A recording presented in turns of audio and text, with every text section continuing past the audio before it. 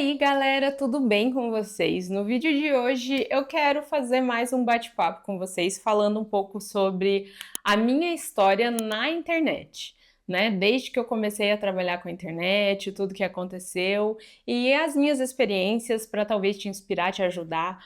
Enfim, quero te contar um pouco mais sobre mim hoje. Eu acho que como a maioria das pessoas que hoje em dia eu vejo trabalhando na internet, pelo menos, né? Eu comecei a me dedicar mais a expor o meu trabalho aqui quando estourou a pandemia, né? Então foi ali no final de 2019, começo de 2020, foi quando eu comecei realmente a me dedicar mais a isso, porque foi um período onde eu não tinha mais contratos, né? Tudo que eu tinha de previsto de trabalho para acontecer já não ia mais acontecer, dado a situação.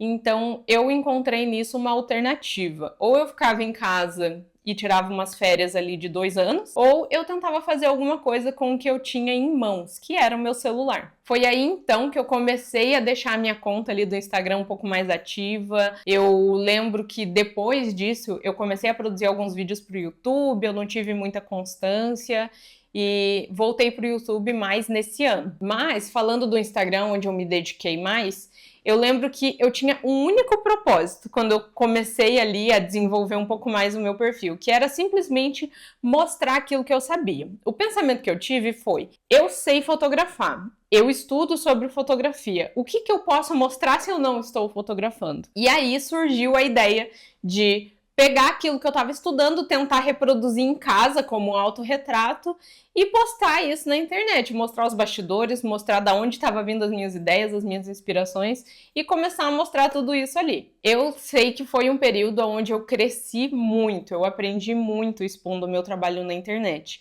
porque eu recebi muito acolhimento das pessoas e o meu perfil cresceu pra caramba, assim. Eu sei que em questão de 1 ano eu cresci muito o meu perfil, eu saí de 200 seguidores para 2.000 seguidores, né? Hoje eu atinjo a marca ali de 5.000 seguidores e continuo crescendo, mas hoje o crescimento ele é mais lento do que foi antes. Acho que porque estava todo mundo em casa no celular, né? E aí eu tive esse boom ali na internet mostrando as minhas ideias. Mas eu lembro que nessa tentativa de mostrar todas as ideias que eu tive, eu fiz muitas coisas.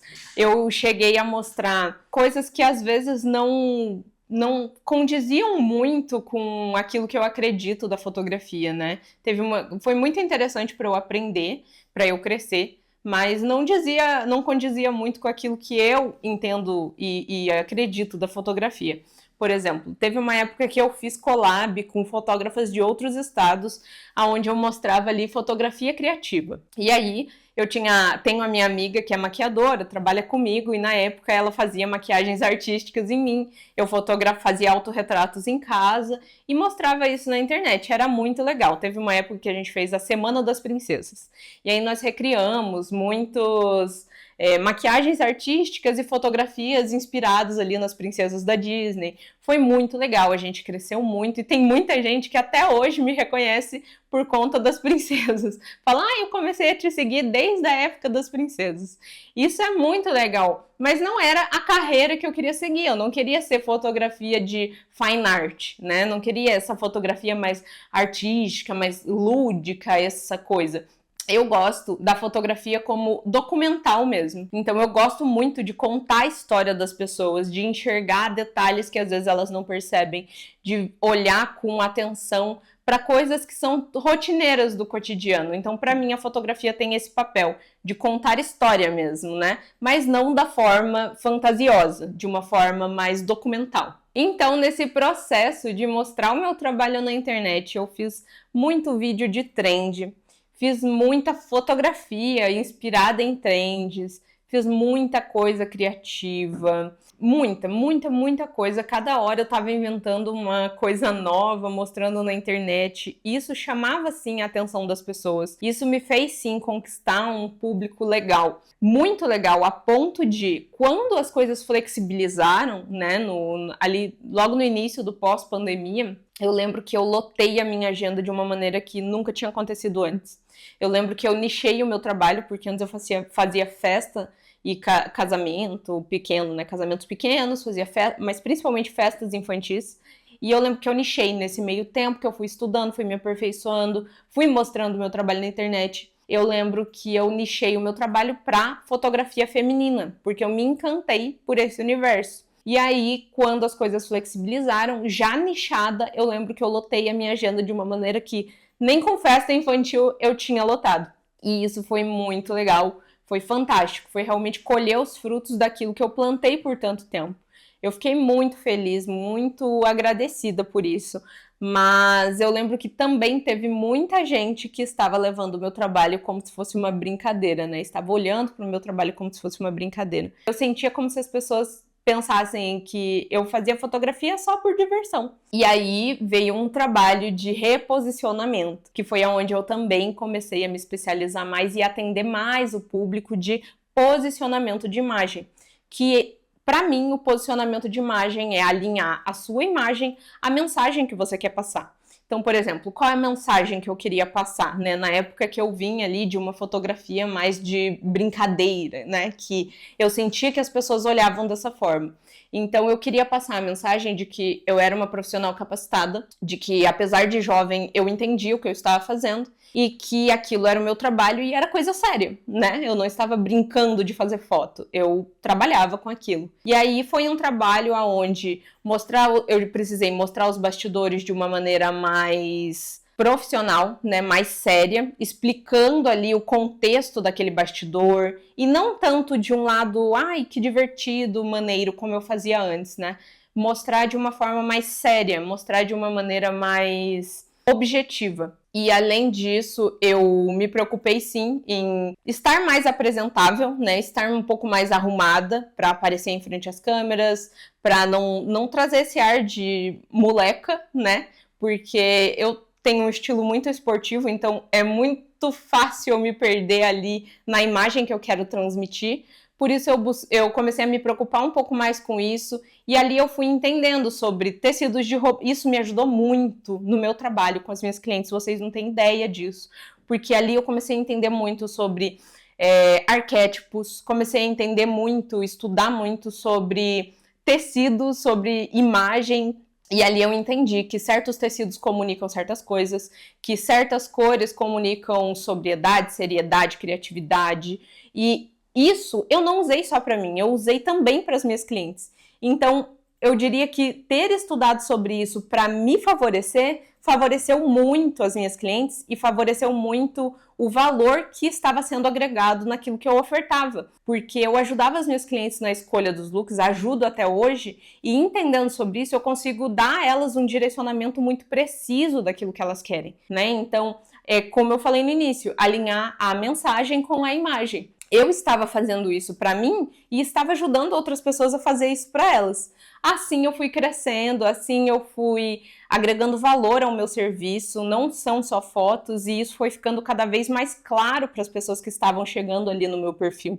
Isso foi ficando cada vez mais claro para as pessoas que já tinham sido atendidas por mim, né, onde elas conseguiam ver isso, e ali eu recebia às vezes depoimentos muito legais delas falando que a experiência de fazer um ensaio não era só sobre as fotos, não era só receber as fotos bonitas, que não era só parar um tempo para ter meia dúzia de fotos para atualizar perfil, mas era uma experiência, era um aprendizado, era um momento onde elas tinham para olhar para si e entender muitas coisas e alinhar muitas coisas. Eu acredito que tudo isso fez a diferença. E com todo esse crescimento, com todo esse desenvolvimento que eu comecei a ter ali de 2022 para 2024, né, com que tudo isso foi acontecendo de estratégia de imagem, tudo isso que eu fui estudando além da fotografia, né, porque, assim, até 2022, tudo que eu estudei foi fotografia, tudo sobre fotografia, iluminação, tudo que envolve fotografia e a parte técnica e edição, eu estudei. De 2022 em diante, eu entendi que eu tinha um bom conhecimento sobre fotografia. E ali eu comecei a estudar sobre outras coisas. Então comecei a aperfeiçoar outros pontos que estavam enfraquecidos em mim. E isso refletiu na entrega do meu trabalho, isso agregou valor na entrega do meu trabalho. E todo esse processo me fez entender que nem sempre postar trend vai fazer sentido para mim, vai comunicar com o meu público, vai transmitir a mensagem que eu quero. Sabe, hoje não, né, mas há algum tempo atrás eu via muito um movimento, né, do povo do marketing ensinando sobre aproveitar os áudios em alta, aproveitar os assuntos em alta para mostrar o seu trabalho. É válido, é muito válido, né? Eu fiz e continuo fazendo isso. Eu aproveito áudios em alta, eu aproveito assuntos em alta e adapto isso para o meu negócio, para mostrar o meu trabalho. Trago a minha criatividade dentro daquele assunto e, entende? Tento linkar uma coisa na outra, porque eu sei que isso vai ajudar na entrega do meu conteúdo dentro da plataforma. Mas eu também entendo que nem tudo me convém, nem tudo aquilo que eu posso me convém. Então, por exemplo, não faz sentido eu postar um making off de uma cliente usando um áudio em alta, sendo que esse áudio é um funk proibidão. Não vai fazer sentido, vai desvalorizar o meu trabalho, não condiz com aquilo que eu tô querendo mostrar. Será que realmente só porque está em alta eu deveria usar? É muito importante se fazer essa pergunta, porque às vezes a gente chega na resposta de que não vale a pena. Às vezes o que tá em alta ali rolando é uma dancinha toda diferentona. Como que você vai encaixar esse teu trabalho? Às vezes não faz sentido para você que está querendo mostrar o seu trabalho como dentista, encaixar um funk proibidão, encaixar uma dancinha aleatória. Não sei, às vezes não vai fazer sentido realmente.